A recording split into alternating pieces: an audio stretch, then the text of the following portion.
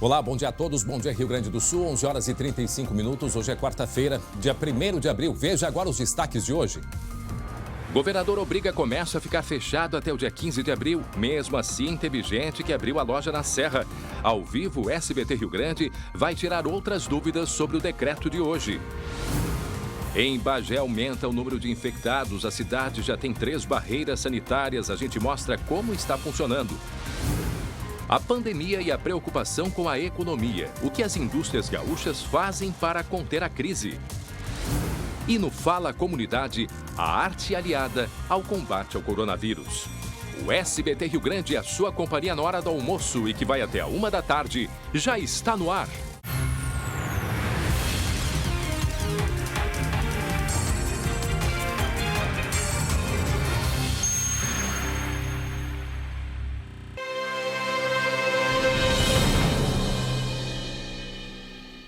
O governador do estado, Eduardo Leite, que conversa com a gente daqui a pouco ao vivo, determinou o fechamento do comércio em todo o Rio Grande do Sul até o dia 15 de abril. O anúncio foi feito ontem à noite em transmissão pela internet. O decreto vai ser publicado hoje no Diário Oficial. Ele também prorroga a suspensão das aulas em todas as instituições públicas e privadas de ensino até o dia 30 de abril, ou seja, durante todo o mês de abril, todas as escolas, todas fechadas. O governador informou ainda que, neste momento, não vê possibilidade de relaxar as regras de restrição de contato durante o mês de abril. Vejam só. Estamos adquirindo testes para serem feitos, estamos adquirindo os leitos, respiradores sendo locados, estamos robustecendo a nossa estrutura, mas teremos essa estrutura na maior parte disponível a partir do dia 15 de abril, né? A nossa perspectiva aí é, na segunda quinzena de abril, ter mais essa estrutura disponível. Nós estamos também melhorando a gestão dos dados e das informações sobre internações hospitalares, sobre dessas internações, mais confirmações de casos. Nós temos muitas internações feitas por suspeita de coronavírus, mas ainda com uma demora do tempo para a confirmação se é ou não coronavírus. Então, com as aquisições de testes e com o novo protocolo de testagens para internações, nós vamos ter melhor esses dados nas próximas semanas e começamos a observar que alguns municípios começavam a ensaiar, fazer primeiros movimentos de relaxamento das restrições que tinham colocado. Muito bem, daqui a pouco então nós vamos conversar ao vivo com o governador Eduardo Leite a respeito deste decreto, das determinações. Em seguida, portanto, a gente vai conversar ao vivo, né, pelas redes sociais com o governador Eduardo Leite. Enquanto isso, o que acontece na Serra? Lá em Canela, o comércio reabriu hoje, pelo menos parcialmente. Quem tem as informações é ele, Glauco Paz. Oi, Glauco, bom dia. Tudo bem, André? Bom dia a todos. Estamos falando de Canela, que, segundo a administração municipal, estava seguindo a orientação anterior do governo do estado de que cada município poderia criar o seu regramento. Por isso, desde segunda, as atividades comerciais estavam sendo liberadas de forma gradativa. As lojas deveriam reduzir o número de pessoas e oferecer álcool gel para higienização. Boates, festas e locais de aglomeração não seriam liberados. No entanto, com o novo decreto estadual, o comércio vai voltar a ser fechado. O município vai acatar a decisão do governador e o prefeito está reunido com assessores para definir como será a nova regulamentação, André. Pois é, agora o que é importante a gente chamar a atenção, nesse momento, o que vale mais, e a gente vai repetir, não é, Glauco? A gente tem marcado todo dia isso aqui, é a questão da conscientização. O que acontece? Enquanto que o decreto não foi publicado, e o governador falou agora há pouquinho a respeito disso, vai ser publicado nas próximas horas, o que o comércio fez? Está aproveitando enquanto que ainda pode ficar aberto, porque os prefeitos estavam sendo pressionados para que o comércio reabrisse. E aí o governador disse não, a partir de agora, até o dia 15 de abril, ao menos, o comércio deve ficar fechado em todo o Rio Grande do Sul. O que a gente lamenta é o que acontece com o comércio, né, Glauco? É o acúmulo de pessoas. Né? Não tem como você fazer um controle da circulação. O vírus está aí e o vírus é transportado pela gente. Então o comércio, né, se aproveitou disso. Não é só Canela, tem outros municípios que já tinham programado a reabertura, sendo que outros 2 iam reabrir e cancelaram. Né? Algumas cidades do Vale do Caí também temos informações de que o comércio está aberto. Só Só que a coisa ela vai mudar. E, por exemplo, o que disse há pouco o governador, o que pode acontecer, né, com quem não respeitar a partir de agora a determinação? Vai responder com crime contra medida sanitária. Ou seja, todos nós vamos, através, né, da Delegacia de Polícia, Ministério Público, ter este canal para denunciar, porque a partir de agora, a partir da publicação desse decreto, não pode mais nenhum comércio, a não ser aqueles essenciais. André, e pressões à parte, tem que botar na cabeça aquela história. Olha, não está longe. O perigo pode estar ao lado. A gente já viu um caso em Gramado de uma pessoa que veio de fora, inclusive, que teve que ficar isolada. Gramado é do lado de Canela. Por menos circulação que tenha numa cidade pequena, mas ela é turística, ainda as pessoas podem estar indo para lá. Até eu sei de gente que foi se isolar em Canela, mas uma hora ou outra vai precisar circular de uma forma para procurar um serviço de médico, por exemplo, uma farmácia, um supermercado. E aí o perigo pode estar ali, na rua. Então, pressões à parte, como eu falei, saúde em primeiro lugar, né? E daqui a pouco a gente vai conversar ao vivo com o governador Eduardo Leite para saber detalhes e informações sobre este novo decreto. Agora a gente vai lá para a rua, vai para o lado de fora. Eu vou conversar com a Lu Coleman, porque ainda tem vacina e tem muita fila nesse momento da vacina contra a gripe aqui em Porto Alegre. A Lu Coleman, onde é que tu estás agora? Está numa dos locais onde tem o drive-thru, onde as pessoas, os idosos dentro do carro, recebem a vacina, não é mesmo? Lu Coleman, bom dia. Bom dia, André. Bom dia para o pessoal que está em casa. Pois é, eu estou aqui na Rua São Manuel, perto do Hospital de Clínicas. É a área da Escola de Enfermagem, onde é um dos 7 pontos aqui de Porto Alegre do drive-thru, que está aplicando a vacina nos idosos dentro do carro. Ou seja, as pessoas não precisam sair de dentro do carro. Olha, tá muito movimentado por aqui. A nossa equipe passou, inclusive, hoje ali por volta das 7h30 da manhã. A gente tem imagens do congestionamento. Os carros estavam dando a volta na quadra. Para as pessoas em casa terem uma ideia, a São Manuel, ela é uma paralela ali à Silva Só. Então, os carros, eles já estavam chegando na Silva Só e atingindo a Protásio Alves. E continua, viu, André? Tem todo um esquema aqui da EPTC por aqui para orientar o trânsito. Agora, olha só como é que está funcionando aqui. É uma grande força-tarefa.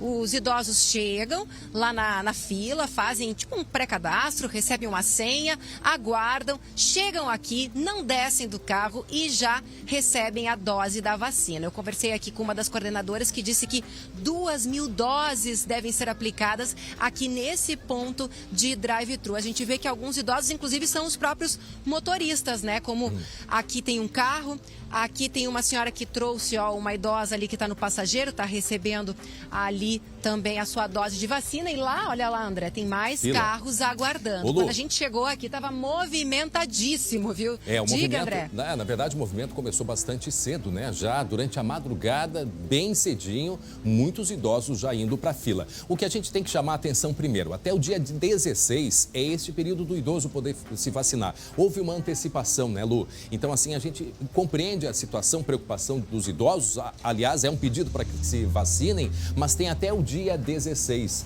justamente para evitar que essas filas aconteçam. Agora, por outro lado, Lu, o número de idosos que já se vacinaram é um número satisfatório, né? Me parece que até diferente de outros anos. Alto. Com certeza. Olha só, em todo o Rio Grande do Sul, quase 700 mil idosos já foram vacinados e de profissionais da saúde, 156 mil. Aqui em Porto Alegre, mais de 139 mil doses já foram aplicadas ali desde a semana passada, ou seja, é um número bem alto, né, André? E aí vamos lembrar o pessoal de casa. Então, como esse ponto aqui de drive-thru, vou pedir para o Caco mostrar aqui para vocês como é que está funcionando aqui o trabalho aqui, que não para. A gente tem 7 pontos como esse aqui em Porto Alegre. Um lá na Glória, na Oscar Pereira, outro na Zona Norte, Baltazar de Oliveira Garcia, no Belém Novo, IAPI, Lomba do Pinheiro, Morro Santana e este aqui na Santa Cecília. Além disso, André, a gente tem também as 14 farmácias da rede conveniada, a H-Farma São João e Panvel, e ainda 3 unidades básicas de saúde que receberam 13 mil doses que também estão aplicando a vacina. Logo mais, eu volto com mais informações, André. Isso aí, daqui a pouco a Lu vai falar sobre a vacinação de idosos com mais de 80 anos dentro de casa aqui em Porto Alegre. Em seguidinha a gente volta com a Luciane Coman. Agora são 11h45, faltando 15 para o meio-dia. Nós vamos com informações até a 1h aqui no SBT Rio Grande. Agora eu quero chamar a atenção para o quadro da situação do coronavírus aqui no Rio Grande do Sul. Informações atualizadas agora há pouquinho, são 300... pulou de 304 para 306. Agora há pouquinho houve, portanto, esta atualização. A cidade de Porto Alegre, 190 casos. Bagé, segunda cidade, com 15. Depois Caxias do Sul. Canoas com 8 casos. O nosso colega Andrei Rossetto está lá em Bagé, inclusive estão montando barreiras sanitárias, os carros estão sendo, passando por um procedimento de descontaminação, de higienização. Em seguida a gente vai conversar com o Andrei Rossetto lá em Bagé. E também a gente vê que Canoas são 8 casos. Nós vamos também conversar, a nossa programação é conversar com o prefeito de Canoas também em seguida, o prefeito Busato. Vejam só que a cidade de Canoas, portanto, tem 8 casos, Caxias 13, Torres tem 7. Vamos descendo mais um pouquinho aqui a imagem, descendo mais. Isto. Aí a gente vê que sobe um pouquinho, gente. Sobe só um pouquinho. Isso, só para seguir ali, ó. Lajeado 5, Santana do Livramento, vejam só a aproximação de Santana do Livramento com Bagé. Vejam a importância da gente fazer esse tipo de análise, o que mostra, esta relação e a circulação de vírus. Então, a gente vê que lá em Santana do Livramento são 5 casos, São Leopoldo 4, e aí depois casos com 3, casos com 2 aí em muitas cidades e diversos municípios com apenas um caso. Pelo menos são os números que nós temos. Lembrando, isso até vamos tratar daqui a pouco com o governador a respeito disso, Esse é um número que está contabilizado, mas infelizmente nós não temos como fazer o exame em mais pessoas. Certamente, se isso fosse possível, os números seriam maiores. Olhando o mapa do coronavírus e a distribuição pelo Rio Grande do Sul, este número aqui ontem, esse de 220, que inclui Porto Alegre e região metropolitana, alguns municípios ali como Canoas, me parece que este número ontem, ele estava abaixo de 200 e agora já está 220. Eu lembro que em um determinado momento nós mostramos, acho que era 155, algo assim. Ou seja, o governador do estado está tomando medidas muito duras a partir de hoje, a partir da publicação dos novos decretos, que deve acontecer nas próximas horas, fechando, por exemplo, o comércio até, no mínimo, 15 de abril e as escolas, todas as escolas, até o final do mês de abril. Por quê? Porque os números, os parâmetros têm se mostrado que o vírus está circulando e a maneira de segurar essa circulação desse vírus, pelo que se demonstram os parâmetros, é tomando essas medidas. O que chama muito a atenção é de Uruguaiana. Eu continuo mostrando Uruguaiana, regiões próximas ali, região noroeste, não tendo indicativo, pelo menos até este momento, de coronavírus. Portanto, este é o mapa do coronavírus e a gente vai estar atualizando e daqui a pouco, portanto, a gente vai ter mais detalhes. O que preocupa e que chama a atenção de todos nós, evidentemente, é o caso de Bagé, a segunda cidade com 15 casos nesse momento. Desde ontem, a cidade está passando por um sistema muito rigoroso de circulação. E para lá nós vamos agora ao vivo conversar com o colega Andrei Rossetto, que está lá na cidade de Bagé, acompanhando tudo que vem acontecendo por lá. Oi, Andrei, me escuta bem? Bom dia, Andrei. Bom dia, André. Bom dia a todos. Escuto bem, sim, André. Nós estamos aqui, eu vou pedir para o Jairo Cristofari mostrar, nós estamos em uma das barreiras sanitárias que foram montadas aqui em Bagé. São 3 barreiras ao todo que funcionam nas 3 principais entradas da cidade. Como é que é o processo aqui? O motorista vem, os veículos vêm, caminhões, enfim, entram aqui, agentes da saúde pegam nome, telefone e o motivo da visita à cidade. Isso para quem vem de fora, né, André? Quem não é morador aqui de Bagé. Depois é passado, ali o Jairo vai mostrar aqui, é passado um detergente, um desinfectante especial nas rodas dos automóveis. Isso é feito por soldados do Exército, que estão com esse equipamento aí. Agora nós vamos mostrar bem aqui, vai parar um caminhão agora aqui e eles vão mostrar esse procedimento, ó. Passa nas rodas dos veículos, né? Depois esses veículos vão circular pela cidade normalmente. Isso está sendo feito desde as 8 da manhã e vai até às 6 da tarde, viu, viu, André? Não tem dia para acabar. E nós conversamos agora pela manhã, mais cedo, com o prefeito Divaldo Lara. E ele comentou essas ações aqui na cidade. Vamos ouvir. O nosso percentual de contaminados é superior à própria capital, Porto Alegre, e também à metrópole São Paulo. Isso preocupa porque a linha de contaminação começou justamente pela saúde, o que trouxe esse agravante para a cidade de Bagé. Não nos restou outra alternativa que não fosse implementar as áreas de desinfecção, fazendo com isso a proteção daquelas pessoas que entram no município de Bagé. A cidade hoje, felizmente, é uma cidade mais contaminante do que contaminada. Por isso, precisamos do apoio, da responsabilidade e a compreensão de todos, que aqui moram e aqueles que aqui resolvem trazer os seus produtos, estabelecer os seus negócios. Bagé está em alerta e trabalhando forte para combater o coronavírus.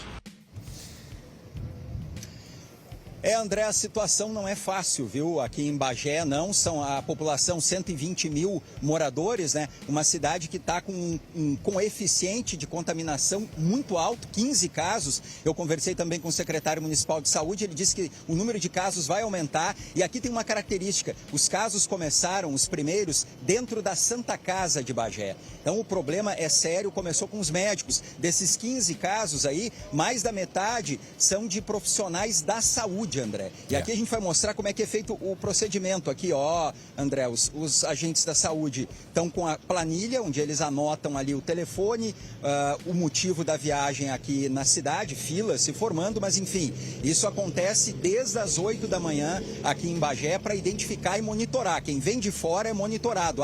E também, André, os profissionais aqui de saúde aconselham quem vem de fora a ficar isolado em casa. Aqui tem um toque de recolher, né? A gente precisa lembrar disso, das 10 da noite às 6 da manhã, não pode sair aqui de casa, né? Não pode ter ninguém na rua, a Guarda Municipal está fazendo todo esse controle aqui. E nós tivemos, André, uma curiosidade, nós tivemos que ficar na cidade de Pelotas, que fica a 2h30 aqui de Bagé, porque em Bagé não tem hotel mais, né? Só estão recebendo profissionais da saúde, também restaurantes não funcionam mais, apenas por delivery.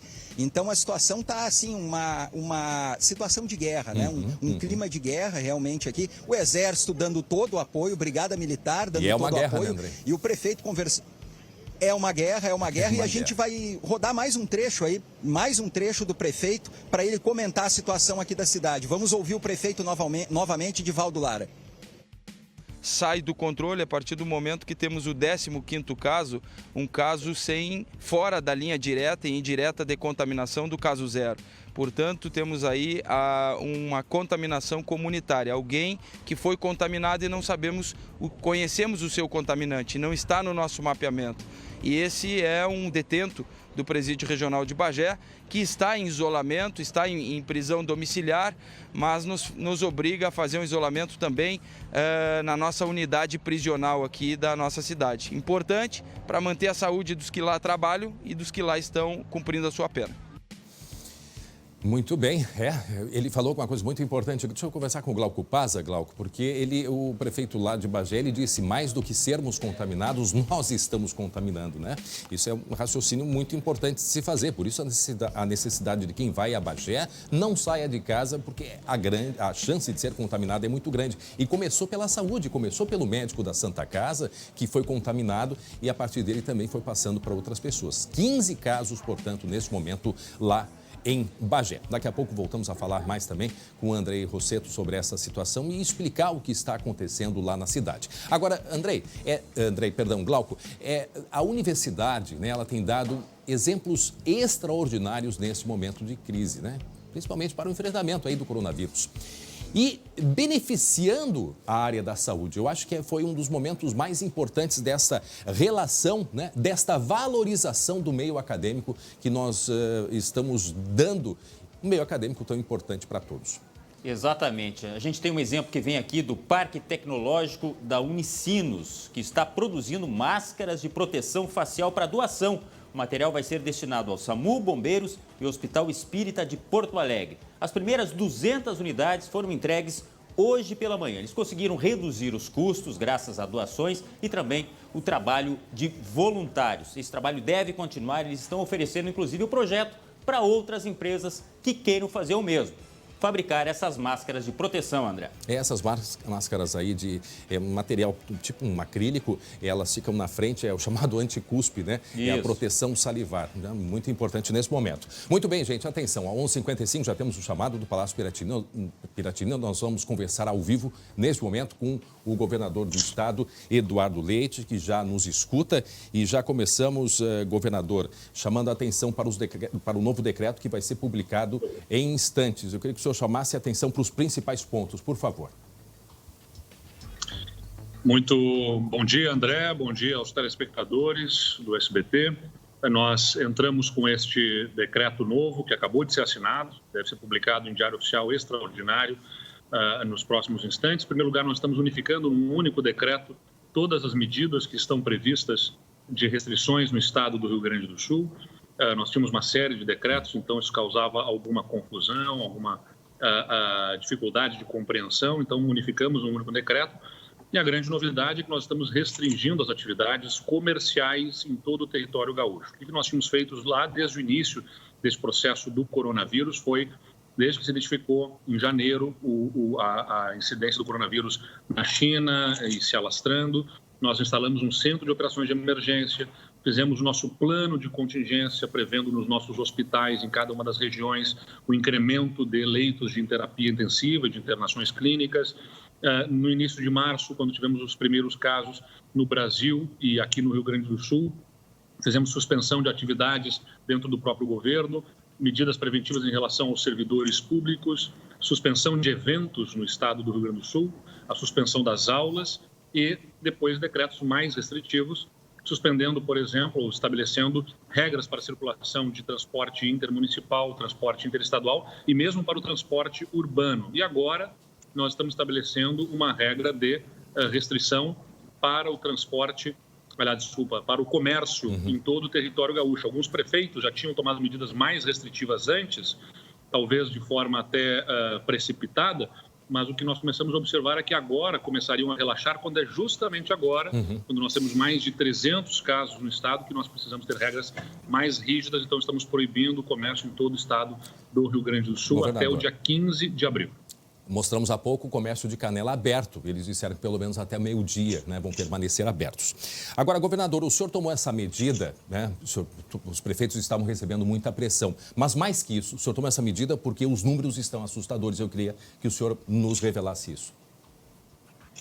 Nós temos até o presente momento 306 casos confirmados no estado do Rio Grande do Sul, André, e 4 mortes, né, confirmadas. Então, isso impõe essas medidas restritivas, porque nós começamos a verificar, por exemplo, são 51 municípios no estado, em praticamente todas as regiões que nós temos de incidência do novo coronavírus, e esta disseminação associada a um enfrentamento ideológico que se observou nos últimos dias, nas últimas semanas, até, infelizmente, diante de uma manifestação, a primeira, aquela feita pelo presidente da República, de que as atividades deveriam voltar ao normal. Ainda bem, mudou a postura do presidente da República ontem na sua manifestação. Nós tínhamos a preocupação de que esses fatores associados gerassem uma sensação equivocada de que teríamos já superado essa etapa das restrições. Nós temos a Páscoa chegando ali na frente e as pessoas poderiam, assim, de forma equivocada, começar a planejar folgas, férias, viagens, né? E isso, por isso o decreto vem para lembrar que neste momento, nós temos 306 casos confirmados, mas esses exames são feitos nas pessoas sintomáticas que procuram a rede de assistência. Muito nós já temos certamente de contágios de pessoas assintomáticas.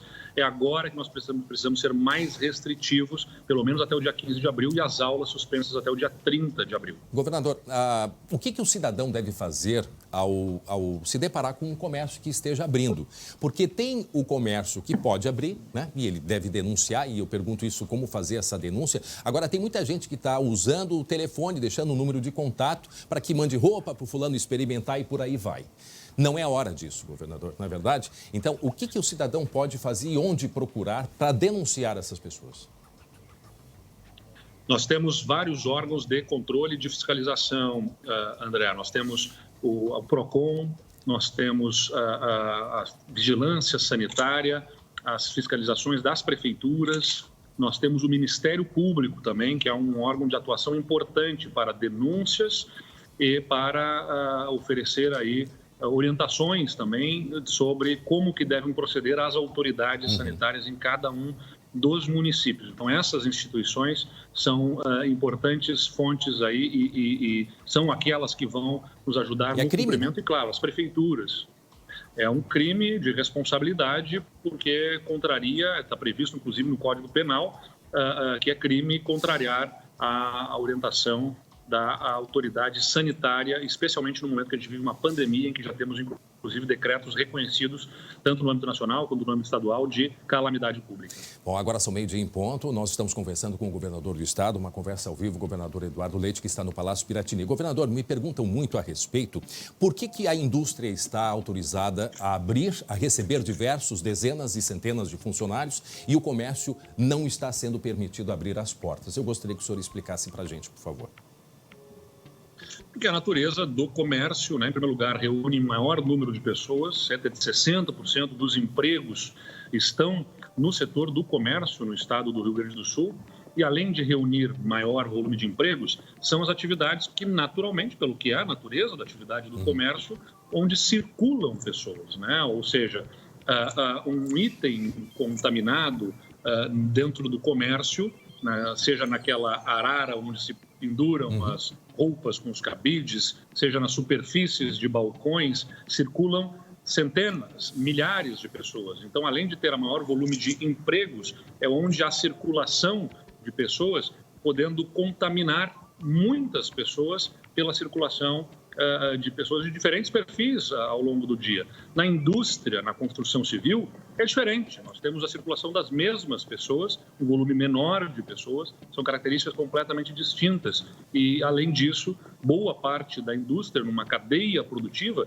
de alguma forma se relaciona com as atividades essenciais. Nós não podemos, por exemplo, prescindir da atividade dos hospitais. Os hospitais precisam dos elevadores, dos refrigeradores, dos equipamentos funcionando. Esses equipamentos precisam de manutenção, que exige peças que precisam ser fabricadas, que precisam ser distribuídas. Então, você tem alguma correlação em algum elo da cadeia com a necessidade de a indústria manter-se funcionando, alimentos, distribuição de alimentos é fundamental para as famílias, a telefonia, a telecomunicação, a energia elétrica, saneamento. Todas essas atividades precisam de itens e insumos que são produzidos na indústria. Governador, agora eu acho que é importante a gente chamar a atenção assim, a nossa rede de saúde no estado, ela está evoluindo e eu lhe pergunto, quando é que vai chegar a 100%? Quando que nós teremos condições? Porque isso é uma maneira também de se caminhar para o preparo que vem aí pela frente. Hoje, em termos de estrutura, de leitos, como é que está a nossa situação real? Nós temos ainda, dentro do que nós temos de estrutura normal, capacidade de atendimento. Já estamos incrementando, já colocamos, por exemplo, no Hospital de Canoas, já foram incrementados 10 leitos, no Hospital de Passo Fundo já foram instalados novos 10 leitos, o Hospital de Osório está recebendo 10 novos leitos. Lá em Bagé, que é uma situação que vocês mesmos abordaram agora, também especial em função da incidência do coronavírus em Bagé, nós temos 4 novos leitos sendo instalados até o final dessa semana. Nós estamos fazendo essa instalação por todo o estado. Prevemos 216 novos leitos, aí também somados àqueles que viabilizamos no contato com o Ministério da Educação e o Ministério da Saúde. No Hospital de Clínicas, aqui em Porto Alegre, são 216 novos leitos de UTI. Mas não estamos parando por aí, estamos adquirindo novos leitos pelo estado. Podemos chegar até cerca de 500 novos leitos, incluindo também aí os da iniciativa privada, aqueles leitos privados.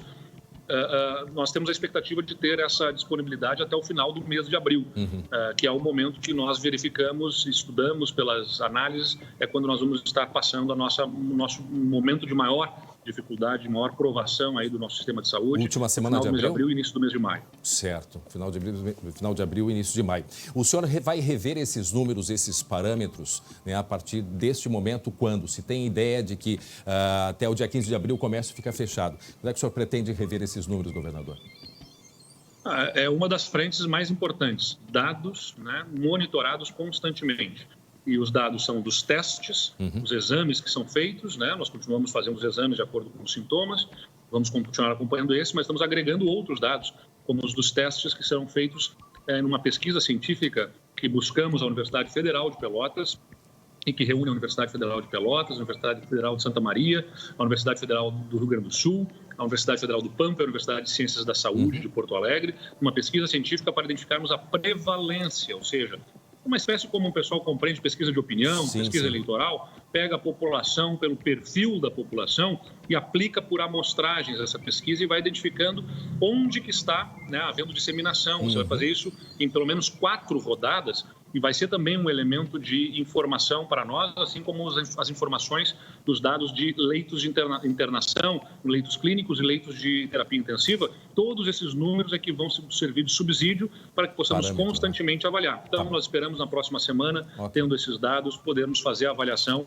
sobre as condições de abertura a partir do dia 15 de abril. Daqui a pouco nós vamos falar mais a respeito justamente disso, da importância das universidades nesse processo aí, fornecendo números para o governo do Estado. Governador, o canal sempre aberto aqui, o SBT está sempre à disposição do governo do Estado. E mais uma vez, muito obrigado, né, em meio a toda essa crise, disponibilizar aí 10 minutos para conversar com a gente. Receba o nosso abraço, nosso carinho e força pelo trabalho que vem aí pela frente também. Muito obrigado mais uma vez, governador. Muito obrigado, o trabalho da imprensa é fundamental. Obrigado. Obrigado, um abraço. Agora, 12h06, 28 graus a temperatura, informações importantes do governador sobre a estrutura do Estado, né, que está sendo montada. E mais uma vez o reforço de que, a partir da publicação, né, de um decreto só, que deve ser em instantes essa publicação ser feita, então nenhum comércio pode estar aberto. É nas próximas horas, né?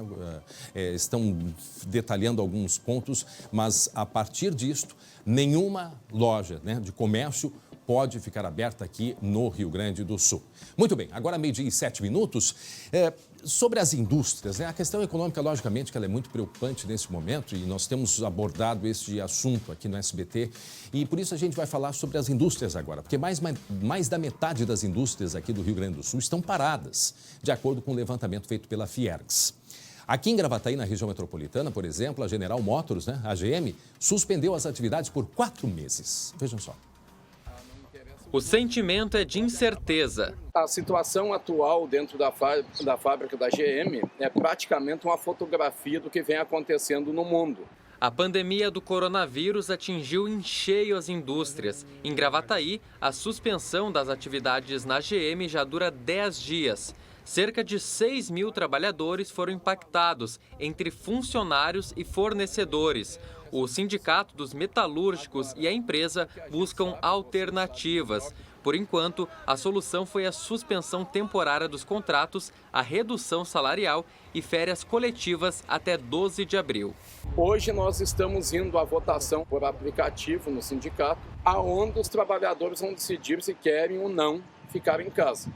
Só que como quem gira a roda é o mercado, voltar a trabalhar é muito difícil, porque daqui a pouco pode acontecer uma demissão em massa. A General Motors é responsável por cerca de 40% do ICMS de Gravataí. Com a queda na arrecadação do imposto, a Prefeitura teme prejuízos em efeito cascata para outros setores. Do ponto de vista imediato agora, em abril de 2020, nós vamos estar sentindo o esfriamento da inércia desta grande empresa. 6 mil empregados, são 6 mil remunerações que daqui a pouco sofrem uma mitigação, daqui a pouco deixam de entrar e esse dinheiro deixa de circular. São transportes, são alimentações, é a vida tributária deste funcionário.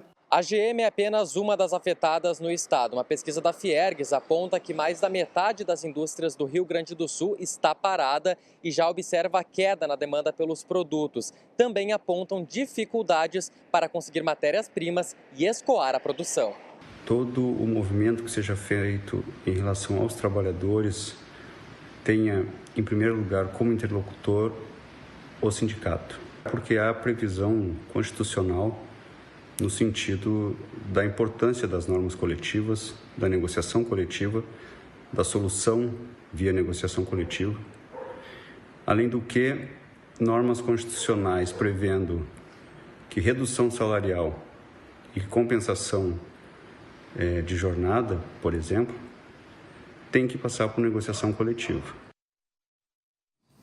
Esse é o entendimento. A questão é que, nesse momento do estado de calamidade pública, o decreto federal, né, que é o decreto maior, ele permite não só uma decisão coletiva, mas ela também pode ser individual, né? E isso alguns setores não estão gostando muito.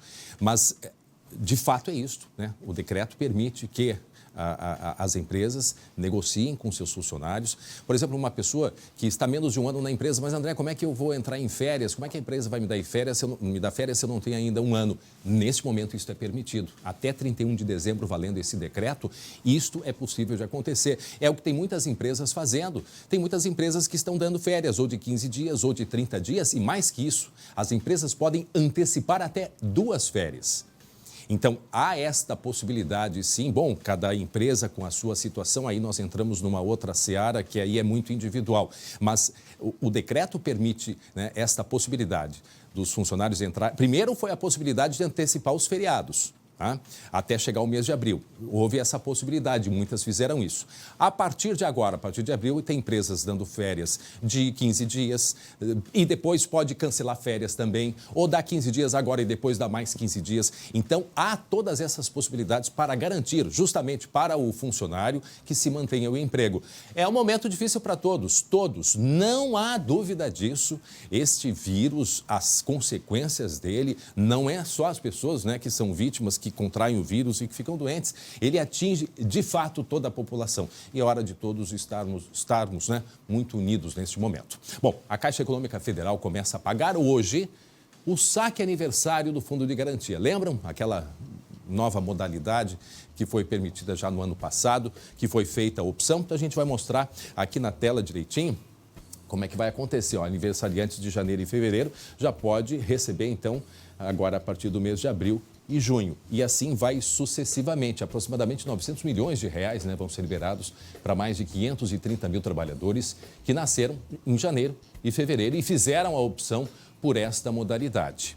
Agora vamos ver as datas previstas aí mais adiante, março e abril, maio e julho. Bom, gente, eu preciso interromper porque tem um pronunciamento do ministro Paulo Guedes agora. Vamos ao vivo a Brasília. Atenção.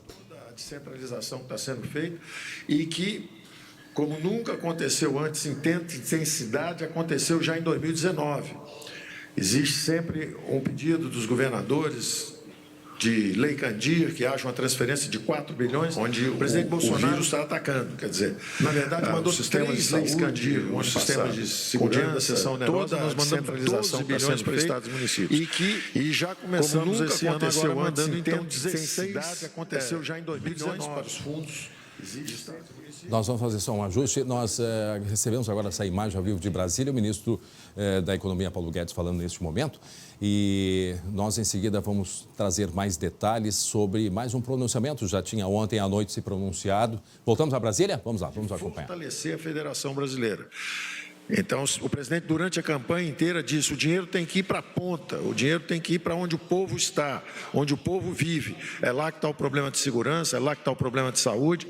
Então, o presidente, demonstrando consistência com as promessas de campanha, está transferindo esses 16 bilhões adicionais.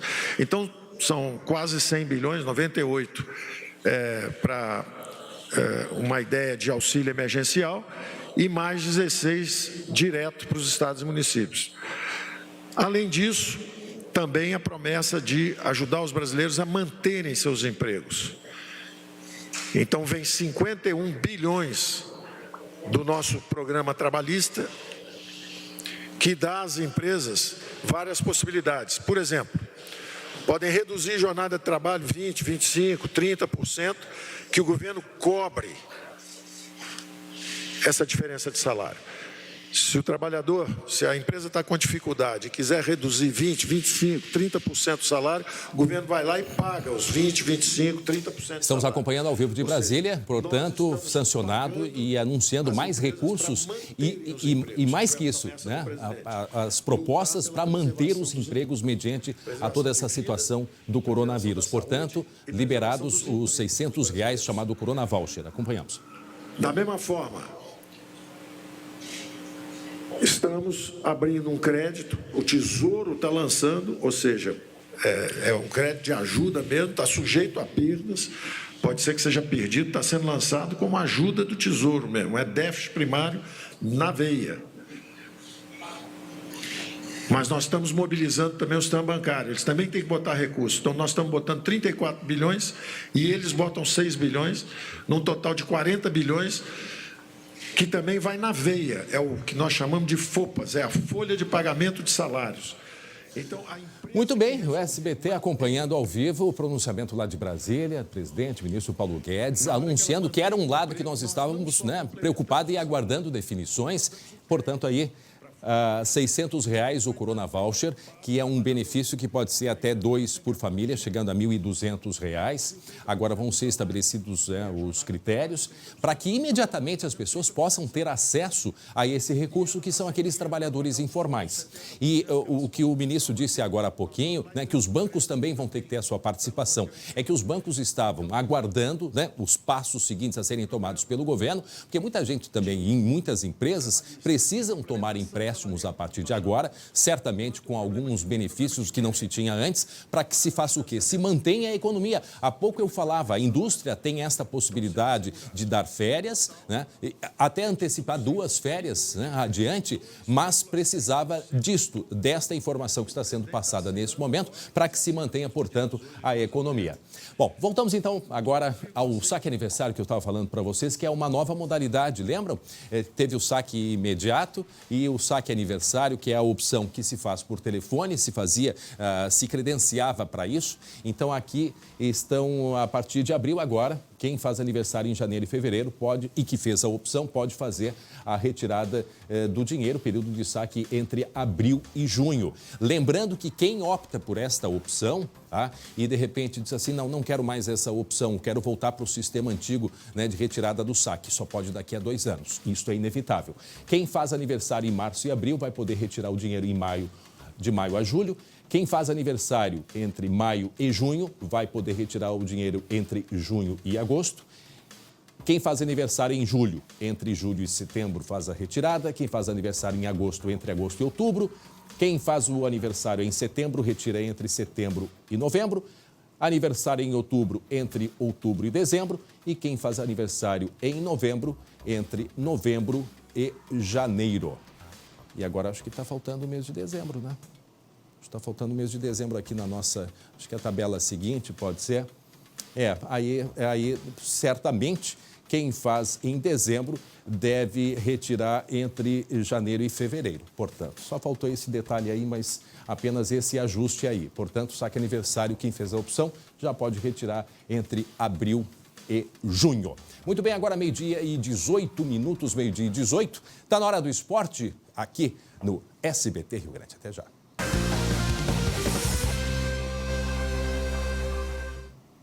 Glauco Paza, tudo bem, Glauco? Tudo bem, André? E o coronavírus pelo esporte, como andam as notícias, hein, Glauco? É claro que sempre tem que ter uma relação, afinal de contas, o momento é de excepcionalidade. Mas lembrando, sempre para Zezé, carinho que vem de família, e Kia Sun Motors, sai da frente, coronavírus. Vai para acostamento, some da nossa via aqui, que ninguém aguenta mais essa questão do coronavírus. Mas vamos lá, vamos enfrentando a situação, olha só. Vamos passar por cima dele. Isso, não tem futebol, mas tem gente batendo um bolão, fazendo um golaço. Pessoal, por exemplo, os jogadores que estão ajudando quem mais precisa em época de coronavírus. Em meio à crise, nós temos alguns exemplos. Veja aí. Grêmio e Inter estão correndo para o mesmo lado, o da solidariedade. A corrente do bem para ajudar quem mais precisa na pandemia do novo coronavírus está aumentando.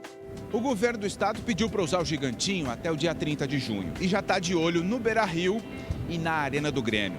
Esses locais podem ajudar no combate ao vírus, como abrigo para vulneráveis ou alas da quarentena. Enquanto os locais não são realmente necessários, a bola está com os jogadores. Atletas colorados e gremistas entraram na campanha que levanta fundos para ajudar instituições de caridade e áreas da saúde em todo o Brasil. Eu estou doando a minha camiseta autografada. Estou doando minha camisa autografada. Que eu estou doando a minha camisa autografada. Estou aqui doando minha camiseta para a campanha Desafio Corona. e toda a renda será revertida para ajuda ao combate da pandemia. No Beira-Rio, a mobilização é ainda maior. O elenco do Inter vai doar 100 cestas básicas e mais 100 kits de higiene. Tudo isso acompanhado do pedido que nunca é demais. Nós temos a obrigação de fazer as coisas certas. E as coisas certas são as indicações dos médicos, seguir as indicações dos profissionais que sabem o que está acontecendo. Grêmio e Inter ainda estudam ações institucionais para a pandemia. Pois é, tanta gente cobra. Pô, jogadores de futebol que ganham milhões, aqueles de clubes grandes, logicamente, por que não ajudam mais? Bom, pelo menos eles estão fazendo uma pequena parte. Tem jogadores mundo afora, o caso do Messi, por exemplo, que deu uma baita grana lá na Espanha e na Argentina.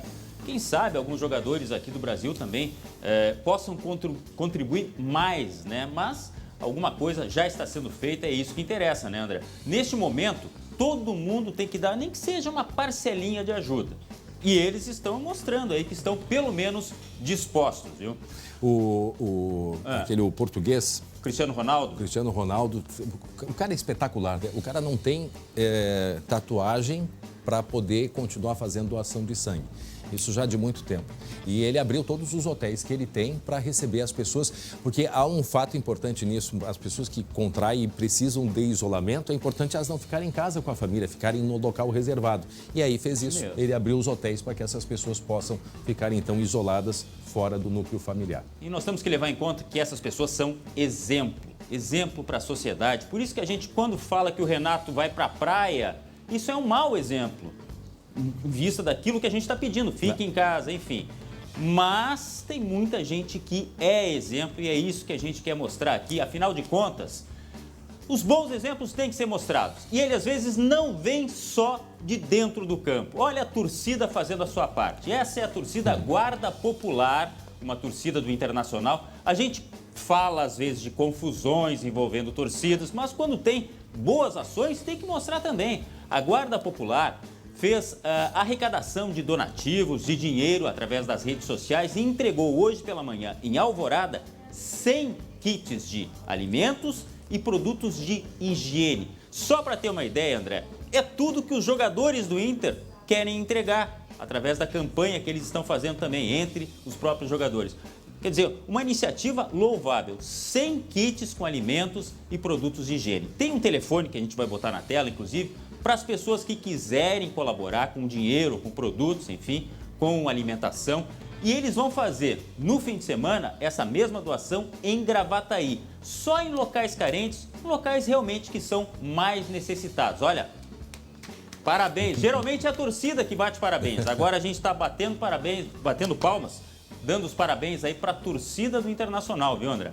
É isso aí. E é importante, o governo não sabe ainda como que vai pagar esses R$600 que a gente falou, o Corona Voucher, porque ele vai pagar para as pessoas que estão no Bolsa Família e que estão no cadastro único. Mas tem muita gente que não está, são informais. Então, neste momento, as pessoas receberem essa ajuda, ela é essencial, porque o pessoal, a fome está batendo, não é mesmo, Glauco? Isso mesmo. E todo mundo que tiver boas ações, a gente vai mostrar aqui, tá bom, André? Valeu.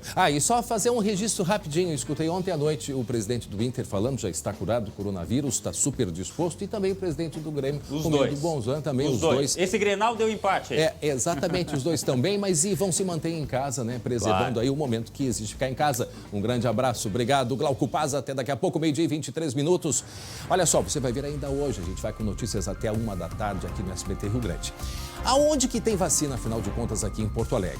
Né? A gente vai mostrar em seguida muita gente se vacinando, muitos idosos, tem drive-thru, vai ter vacinação em casa aqui em Porto Alegre para pessoas com mais de 80 anos. Em seguida a gente vai falar mais sobre isso. A procura tem sido muito grande, lembrando que este prazo para a vacinação de idosos vai até o dia 16 de abril. Em seguida a gente mostra para você. Vamos mostrar também um trabalho da Universidade FEEVAL em Novo Hamburgo no monitoramento de pacientes com sintomas gripais. É um trabalho, mais uma vez eu ressalto, né? Essa união da academia, da universidade com o poder público, com a sociedade. A gente vai mostrar em instantes o trabalho que vem sendo feito no Vale dos Sinos. nós vamos para um rápido intervalo, sempre lembrando o nosso Disque Saúde Porto Alegre 156, o Disque Vigilância Rio Grande do Sul 150 e o Disque Saúde Nacional, telefone 136. Meio-dia e 24, ó, fica aí, vamos combinar, fica aí que eu vou ali rapidinho, já volto.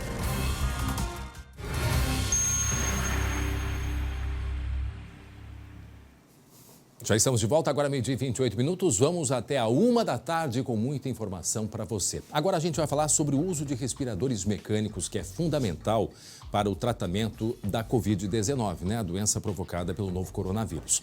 Universidades gaúchas e governo estão criando alternativas para que não faltem esses aparelhos durante a pandemia. Aqui em Canoas, um hospital que ainda não atende infectados, né, pelo novo coronavírus, já se antecipou, adaptou um ventilador para atender mais de um paciente por vez. Vejam só. O respirador serve como um pulmão artificial para pacientes graves de Covid-19. Entregando concentrações de oxigênio, entregando volumes respiratórios que garantam o suprimento de oxigênio para esse paciente não morrer. A principal preocupação dos profissionais da saúde é que não haja respiradores pulmonares suficientes no estado para atender os pacientes graves, que podem ficar até 15 dias internados. Estamos precisando de mais respiradores, né? Hoje são quase 3.500 respiradores no estado, onde 2.800 respiradores somente estão disponíveis para o SUS. Para otimizar o uso desses ventiladores mecânicos, profissionais do Hospital Nossa Senhora das Graças, em Canoas, adaptaram o aparelho para atender mais de uma pessoa ao mesmo tempo. Fazer um circuito de válvulas e traqueias artificiais em que um ventilador eventualmente possa ser utilizado para até 2 ou 4 pacientes. A iniciativa foi inspirada em um estudo americano de 2006 que criou estratégias de atendimento em situações extremas, como uma pandemia. E troca de calor, de umidade em todos os ramos aqui. A experiência desenvolvida aqui no Nossa Senhora das Graças pode ser utilizada em outros hospitais no Rio Grande do Sul, inclusive aqueles de campanha, montados para atender pacientes da pandemia da Covid-19. A iniciativa é importante porque o custo de cada ventilador mecânico novo varia entre 50 e 150 mil reais. O sistema de saúde vai ser, nesse momento, espera-se que ele seja testado ao máximo, ao limite. E nós temos que nos preparar para conseguir atender essa demanda excedente. Universidades gaúchas também estão trabalhando para adaptar e criar protótipos de respiradores, como a Universidade de Passo Fundo e a Universidade Federal de Santa Maria. Este protótipo, ele usa nada mais nada menos que a ventilação manual, que a gente usa o AMBU para fazer essa ventilação, e nós criamos um sistema pneumático que automatiza esse sistema de ventilação. E o governador Eduardo Leite anunciou nesta terça-feira que vai recuperar ventiladores estragados. E já identificamos até o presente momento 50 respiradores estragados que vão ser consertados e vão ser devolvidos aos hospitais em condições de funcionamento, que poderão salvar muitas vidas. Gente, agora 12h30. A gente tem falado muito sobre a questão desse ventilador. Eu acho que é uma oportunidade da gente, conversar, eu e vocês que estão me acompanhando aí. E eu quero que você preste muita atenção, porque por que a gente vem batendo tanto? Eu sei que é um assunto pesado. É para todos nós, para mim, para os meus colegas, para vocês, para todos. Agora, só para a gente entender, e por isso a importância daqueles pedidos básicos. Esse novo coronavírus é um vírus que ele é novo para o mundo inteiro. Nem os cientistas ainda estão percebendo muito bem o que ele faz nas pessoas. Tem pessoas que só sentem coceira na garganta, tem pessoas que sentem dor nas costas, tem pessoas, e é o caso do ex-vereador aqui, o Kopitki, não lembro primeiro o nome dele, mas eu vi ele falando hoje de manhã, ele disse que sentia febre, mas media a febre e não tinha febre. Agora, muitos dos casos, ele evolui para o pulmão, provocando a pneumonia. E uma das principais causas, consequências, é a falta de ar, que é desesperador. E as pessoas que chegam nesse ponto, elas precisam ficar internadas e precisam usar um respirador automático, né, o chamado ventilador que está ali, porque ele ajuda... né? Ele que vai fazer a função de respirar, porque a pessoa fica sem força, né? Esse vírus, num caso de pneumonia, que ele afeta o pulmão, ele te tira as forças para respirar. Então vejam, quando a gente fala tanto sobre os hospitais se estruturarem, de novas pesquisas surgindo. O governador disse há pouco que já achou mais 50 respiradores, ventiladores, que a General Motors, me parece que até vai fazer o conserto desses aparelhos. É para isso, para que quem fique internado por até às vezes 2 semanas fique recebendo, portanto, este ar, né, de maneira, fazendo a função do pulmão até que a pessoa se recupere. Certo? 12h32, Lu Coleman está acompanhando a vacinação contra a gripe aqui em Porto Alegre e que é muito importante que as pessoas façam sim essa vacinação, né? Já dissemos isso e vamos continuar falando. Lu Coleman, tu estás aonde? E a fila tá grande por aí, né, Lu? Tá grande a fila sim aqui, André. Eu estou no bairro Santa Cecília, na Escola de Enfermagem da URGS, aqui na Rua São Manuel, que é um dos pontos de drive-thru da campanha de vacinação contra a gripe aqui em Porto Alegre. Ou seja, os idosos chegam e recebem a vacina dentro do carro. O movimento aqui continua, como vocês podem ver, ó, muitos carros por aqui, muitos idosos recebendo a imunização. Eu conversei aqui com uma das coordenadoras que disse que são 2.000 doses nesse ponto e já foram aplicadas aí em torno de 1.200, 1.300, ou seja, ainda tem doses. No total, são 7 pontos aqui em Porto Alegre, que nesse esquema de drive-thru, né? Tem também ainda 14 farmácias com vacina, farmácias conveniadas, né? Panvel, H-Farm e São João, e 13 unidades básicas de saúde. Só que assim, André, o pessoal de casa tem que saber que é tudo muito dinâmico, já tem pontos que estão sem vacina, aqui no Santa Cecília ainda tem, mas já tem muitos pontos que estão sem. Então tem um site que a Prefeitura começou a divulgar agora, que é prefeitura.poa.br/vacinas. Eu vou repetir, prefeitura.poa.br/vacinas, e ali o pessoal de casa pode conferir como é que está o abastecimento das doses de vacinas em todos esses postos. Mais uma informação, André: idosos com mais de 80 anos não precisam sair de casa para receber a vacina, mas tem que ter pelo menos um cadastro no posto de saúde. Ou seja, se o idoso já compareceu a alguma unidade de saúde aqui de Porto Alegre, ele tem cadastro, tá? Aí esse cadastro foi encaminhado para a Universidade Federal de Ciências da Saúde aqui de Porto Alegre e acadêmicos estão ligando para marcar, então, uma visita ao domicílio para receber essa dose em casa. Então, a expectativa é vacinar 7.000 idosos em casa aqui em Porto Alegre. E tem mais... Diga, André. Não, só a minha dúvida, não sei se tu consegue me ajudar com relação a isso. Como é que o idoso que tem mais de 80 anos, ele recebe uma ligação? Eu tinha lido que ele receberia uma ligação da secretaria, ou ele deve comunicar? Como é que é esse processo, tu sabe? Na verdade, as unidades de saúde, a prefeitura encaminhou esses cadastros lá para a Universidade Federal de Ciências da Saúde de Porto Alegre, que fica ali ao ladinho da Santa Casa. Isso. E os acadêmicos, enfim, estudantes, estão fazendo as ligações. Claro, é bastante gente. Pensa, são 7.000 idosos, claro. Não vão ser feitas todas as ligações de uma só vez. Então o pessoal tem que ficar tranquilo. Se tem mais de 80 anos e tem cadastro num posto, vai receber essa ligação. Se ficar com alguma dúvida, pede para um familiar ir até o posto de saúde para reforçar, né, se vai conseguir ou não receber essa vacinação em casa. E mais uma informação, olha aqui, André, acabou. Ah, não. Acabou. Fecharam, acabou. A última informação é que ainda tinha doses, mas fecharam também aqui no Santa Cecília. Então, para o pessoal de casa ver que é tudo muito dinâmico, tudo muito rápido. Essa informação das 1.300 vacinas eu recebi ali meio-dia, agora já são 12h40, mais ou menos. 12h36. E aí, eles já pararam. 12h36, para você ver. Lu, obrigado. E uma última informação, André, para quem tem... A gente vai ter... Para quem tem criança em casa... Para o ímpar, Lu. Posso falar? Esse delay, né, acaba com nossa conversa, contigo, André. Depois eu falo, vai contigo. Bem rapidinho, quem tem crianças em casa, o Ministério da Saúde está recomendando para adiar aquelas vacinas que estão no calendário oficial para a segunda semana de abril, só para evitar que crianças e idosos estejam no mesmo lugar, no mesmo posto de saúde. Era isso, para o pessoal de casa saber que a gente tem esse delay e aí acaba complicando aqui o nosso diálogo, a nossa conversa. O tempo da minha voz chegar lá do ouvidinho da Lu demora até ela responder e de vez em quando dá isso. Lu, Beijo grande. Olha só, pessoal, acabou a vacina, mas assim, acabou, mas já o governo federal, o Ministério da Saúde manda mais e aí a gente vai estar acompanhando. Então não se assusta, tem até o dia 16 de abril para que os idosos façam a vacinação. Deixa eu conversar, vamos até Canoas, gente, vamos conversar com o prefeito da cidade de Canoas, porque a cidade de Canoas está com 8 casos confirmados de Covid-19. É o 4º município com mais infectados aqui no Rio Grande do Sul, atrás apenas de Caxias do Sul, Bagé e de Porto Alegre, de acordo com informações da Secretaria Estadual da Saúde. E é para lá que a gente vai agora para conversar com o prefeito de Canoas, Luiz Carlos Busato. Olá, prefeito, muito obrigado por conversar com a gente aqui no SBT e o senhor poder falar, né, desses casos e os preparativos da cidade de Canoas, que tem contribuído muito no que se refere à universidade, a espaços aí e também à pesquisa.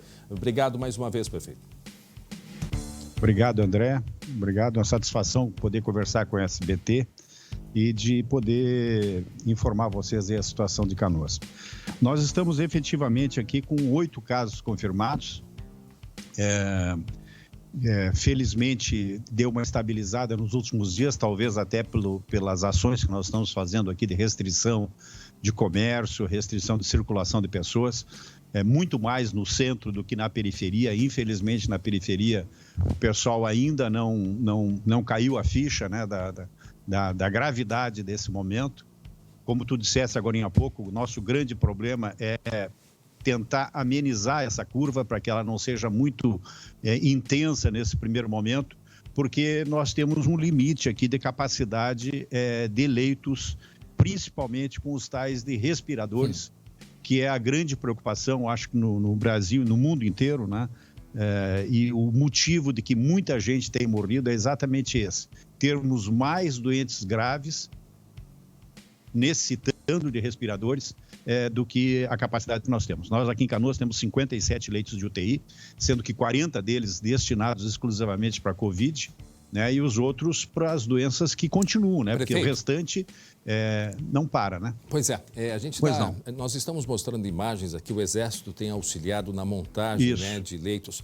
Só para a gente ter uma noção, para compreender assim, se tem algum cálculo, qual é o número de pacientes que Canoas vai ter? Existe alguma projeção? Certamente tem esse número que eu gostaria de... Até para a gente mostrar para as pessoas a gravidade da situação e a importância de nos mantermos dentro de casa. Então, a pergunta que eu faço é o seguinte: a nossa previsão é de X doentes e nós temos tantos leitos. Eu queria a realidade hoje da cidade. As perspectivas nesse sentido, eu vou ter um gráfico aqui que nós montamos. Nós temos 324 mil habitantes oficialmente na cidade. Tá. Se 10% dessa população se contaminar, seriam 32 mil pacientes que nós teríamos, né? Digamos que 20% deles precisem de atendimento especial. Seriam 6.400 leitos. Nós temos na cidade hoje 932 leitos. Leitos normais, André. Se nós precisarmos de respiradores, UTIs, nós temos 57 apenas. Então, esse é o nosso grande esforço. Nós montamos uma estrutura de campanha aqui, que talvez seja uma das maiores do estado, né? Canoas nós nos mobilizamos, montamos 4 hospitais de campanha. Está aparecendo a imagem aí do prédio 1 da UBRA, que é um deles, que nós montamos ali 280 leitos, nós estamos montando. Montamos uma estrutura junto ao Hospital Nossa Senhora das Graças, que é aquela imagem onde os militares estavam trazendo leitos para nós da Aeronáutica. A Aeronáutica tem sido muito parceira nossa. Montamos mais 2 outras estruturas, uma em cada UPA, ou seja, temos 4 hospitais de campanha. Foram criados, em questão de poucos dias, 932 leitos em Canoas. Essa é a nossa preparação. Qual é a nossa dificuldade? É exatamente no ponto dos respiradores, que é a grande dificuldade que nós temos hoje no momento de conseguir respiradores, porque morrem muitas pessoas exatamente por falta desse equipamento. Nós mostramos então, nós estamos trabalhando...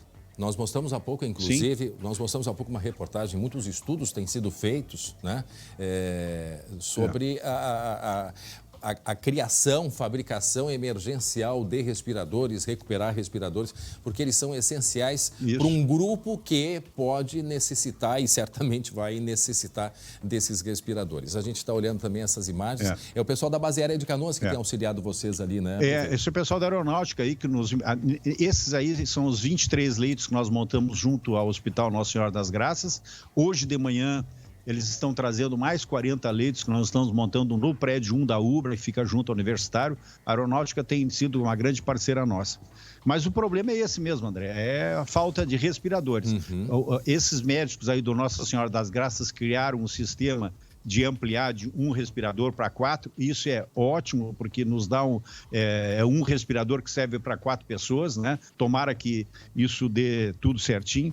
E a outra dificuldade, André, que nós temos é a questão dos testes, né? Porque nós hoje temos uma realidade que não é o que está acontecendo de fato, né?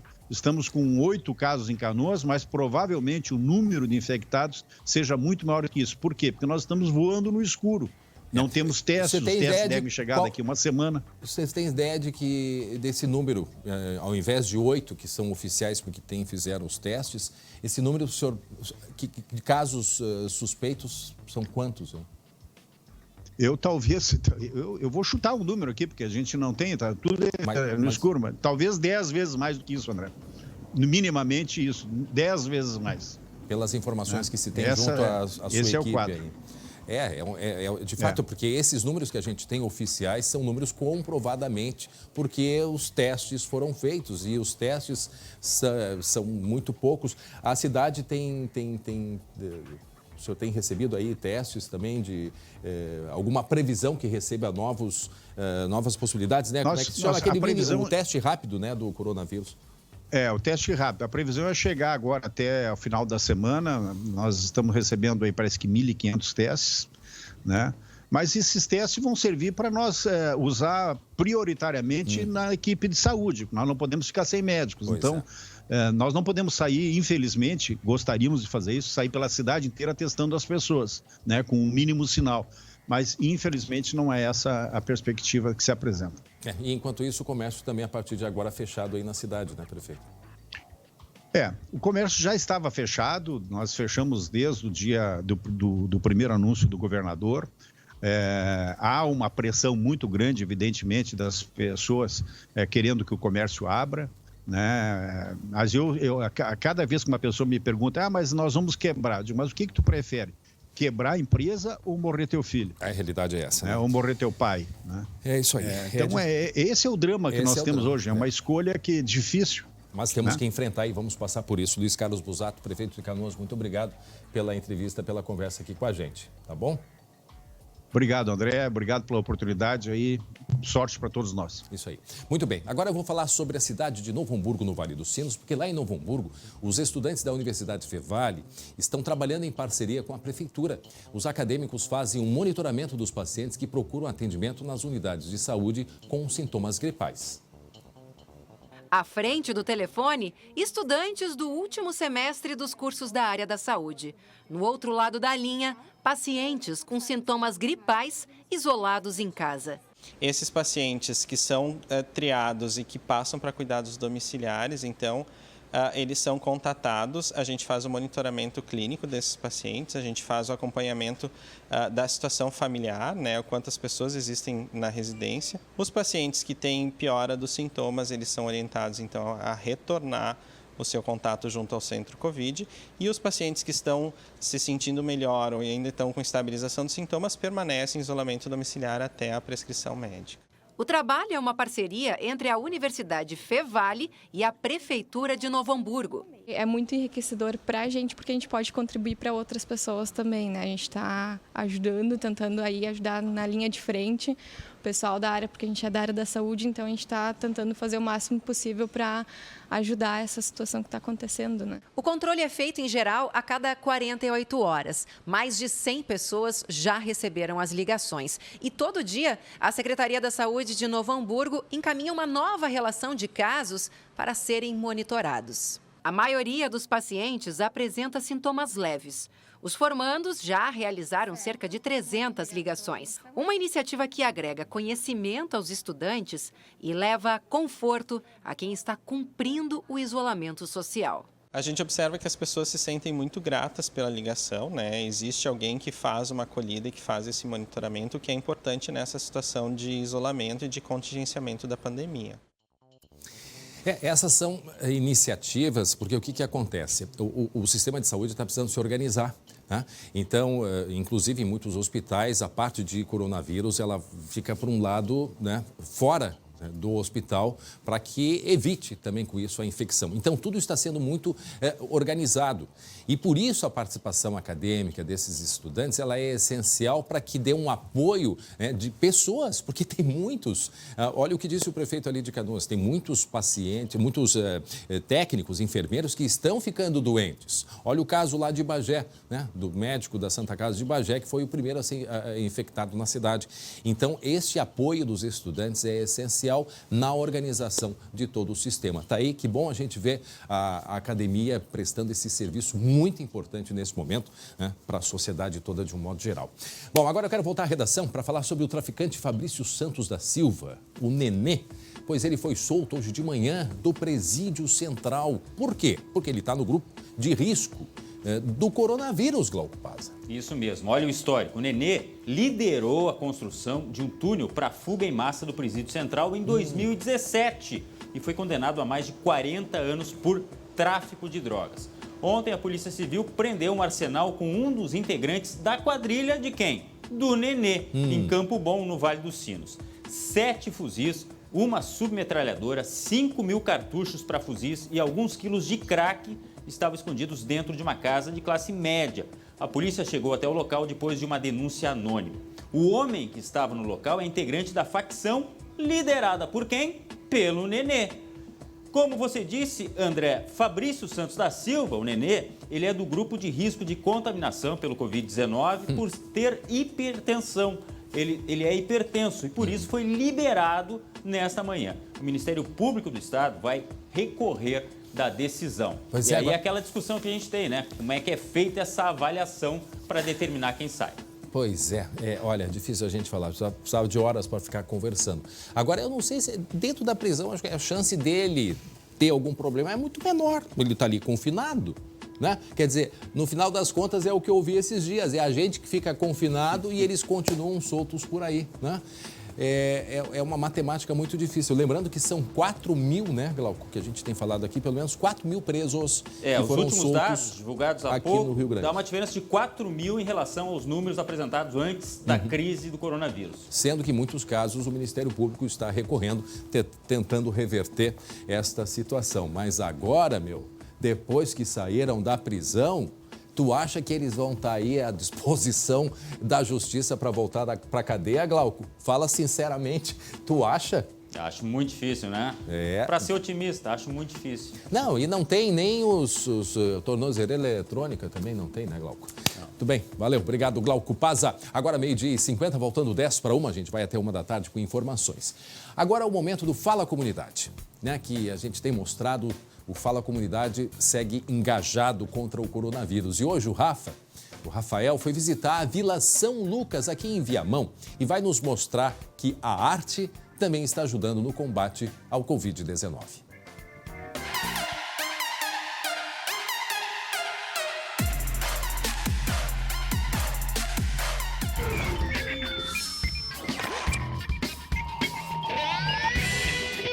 A periferia se reinventa e é por isso que o Fala Comunidade veio em Viamão, aqui na Vila São Lucas, conferir o trabalho do artista plástico Guaraci, um trabalho que é um grafite no muro bem na entrada da comunidade, onde informa e esclarece sobre a prevenção do coronavírus.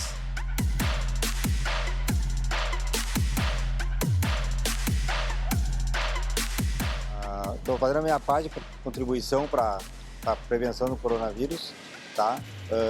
Para que o pessoal que entra aqui na comunidade possa ver minha arte aí e tá tendo um pouco de consciência, né? Lavando as mãos, se cuidando, se preservando. O troço não tá fácil, entendeu? O pessoal possa se cuidar da minha arte aí, possa fazer a minha parte colaborar aí para ajudar a comunidade a combater esse vírus aí.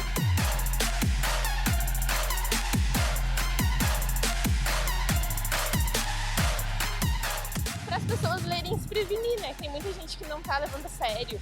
Tipo, a gente agora tá indo no mercado com medo. Vai chegar em casa, eu tava falando agora que a gente vai chegar em casa pra ir direto pro banho, tomar banho, se prevenir. E eu achei bem legal.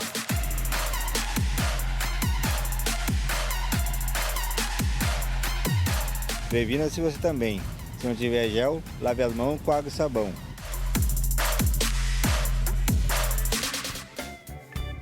Isso aí, a frase diz tudo, né? Prevenir é o melhor remédio. E é o que eu digo, né? Informação é a melhor vacina. Ele disse ali, salientou, né? Salientou do álcool gel, da água e o sabão, que são essenciais. Falando nisso, cadê meu álcool gel? Me alcança aí, por favor, Léo, meu álcool gel, porque o álcool gel é para a gente usar naqueles momentos que a gente não tem acesso a uma pia, uma torneira, né? Caso contrário, em casa, tá aqui o álcool gel, que eu vou usar aqui, porque eu não tenho uma... Pega aqui de volta para mim, por favor. Neste caso aqui, né, eu estou usando álcool gel porque eu não tenho acesso à pia, mas em casa, pessoal, água e sabão, né? Lavando a mão, primeiro colocando o sabão, esfregando uma mão na outra, depois uma mão por cima para esfregar no meio dos dedos, na outra mão também, né? A criançada, olha só, tem que ser dedo por dedo, depois que fizer na mão esquerda, vai para a mão direita, dedo por dedo, limpando. Água e sabão é essencial e é tão eficiente ou até mais eficiente que o próprio álcool gel. Lave até aqui, ó, pelo menos até o antebraço, né? Esfregue bastante, destrua essa bolinha de gordura que existe ao redor, né, do vírus e assim a gente vai estar se protegendo. Ó, é importante também as unhas, assim, ó, nessa parte da palma da mão, né, que geralmente o pessoal lava rapidinho, não pode, tem que caprichar. São cuidados essenciais que a gente precisa ter. Gente, agora vamos falar mais de Bagé, porque lá em Bagé é a segunda cidade com maior número de casos. Das 15 pessoas contaminadas por coronavírus, 7 são profissionais da saúde. Pessoal, de 15, 7 são da área da saúde. E o número é ainda mais alarmante. No total, 50 estão em isolamento. Diante disso, a cidade adotou medidas drásticas para conter a transmissão, a chamada transmissão local, a transmissão comunitária. Olha só. Com a transmissão comunitária do coronavírus, Bagé, que já tinha decretado isolamento da população com toque de recolher, agora torna o controle sanitário ainda mais rígido para combater a Covid-19. O Exército também vai montar um hospital de campanha, o que deve garantir 50 novos leitos na cidade. Além disso, os militares também vão auxiliar a desinfetar veículos. As barreiras funcionam a partir desta quarta-feira, das 8 da manhã às 6 da tarde, nos 3 principais trevos de acesso à cidade. Fazer com que os automóveis que entram e saem do nosso município tenham toda uma fiscalização sanitária, produtos vão ser colocados para fazer essa esterilização e uma orientação daquele que entra e que sai. Já existem 3 barracas do Exército como esta para triagem de pacientes, uma ao lado da Santa Casa e as outras na UPA. Desde o dia 19, foram realizados mais de 200 atendimentos nesses espaços improvisados. Passei ontem ruim, com suador, com dor de garganta. Mesmo com apelo para ficar em casa, muitos se arriscam a sair. Parece que a população ainda falta um pouquinho ainda de conscientização, é muita gente na rua. Cestas básicas são distribuídas à população de baixa renda, para que este grupo também mantenha o isolamento social. Ainda é cedo para considerar a cidade um epicentro do vírus. Nosso pedido para que os gaúchos e gaúchas sejam solidários com a cidade de Bagé nesse momento que estamos atravessando.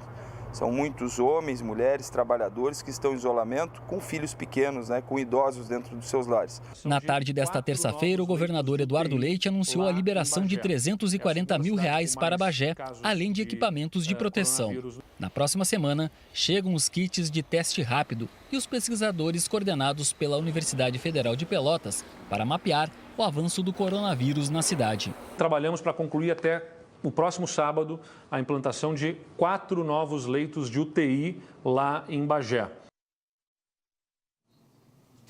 E em meio à crise do coronavírus, o SBT Rio Grande tem mostrado exemplos de solidariedade. Lá em Santa Rosa, o auxílio vem de 2 empresas. O resultado desta união é a produção de 35 mil litros de álcool, que serão doados para instituições de saúde do estado. E a meta é chegar nos 70 mil litros de álcool.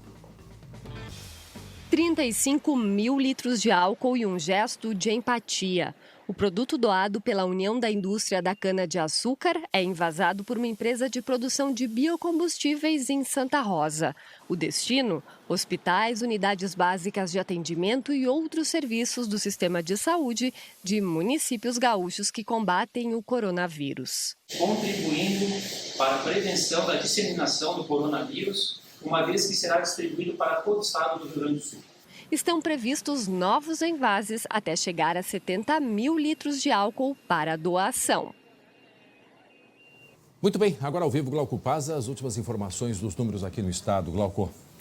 Na verdade, é para sublinhar aquilo que está determinado com o novo decreto do governo sobre restrições no Rio Grande do Sul. Olha só, a alimentação, todos os estabelecimentos fechados, com exceção daqueles essenciais, mas o de resto, tudo fechado. Telecomunicações tem que continuar funcionando, cuidados médicos, postos de gasolina também está incluído como serviço essencial, bancos e lotéricas, contanto que não haja aglomerações, segurança privada, e isso não inclui atender o público, não pode ter aquela questão da segurança em locais com filas, por exemplo, e o restante do comércio fechado até 15 de abril. Lembrando que as aulas estão suspensas até o fim do mês, André.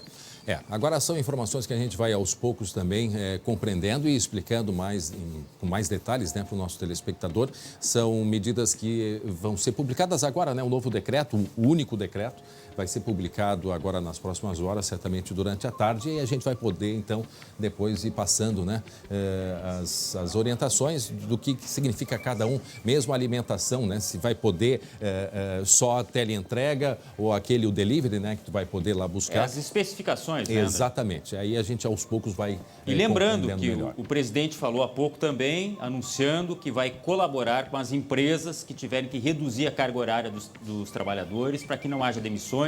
O governo vai complementar e também vai repassar mais dinheiro para os estados neste combate ao coronavírus. Glauco Paz, obrigado, um grande abraço e até amanhã. E olha só, a gente termina o SBT Rio Grande de hoje mostrando uma iniciativa de músicos aqui do estado, que escreveram uma canção para este momento que todos nós vivemos. Então fiquem com o clipe e até amanhã. Obrigado pela companhia.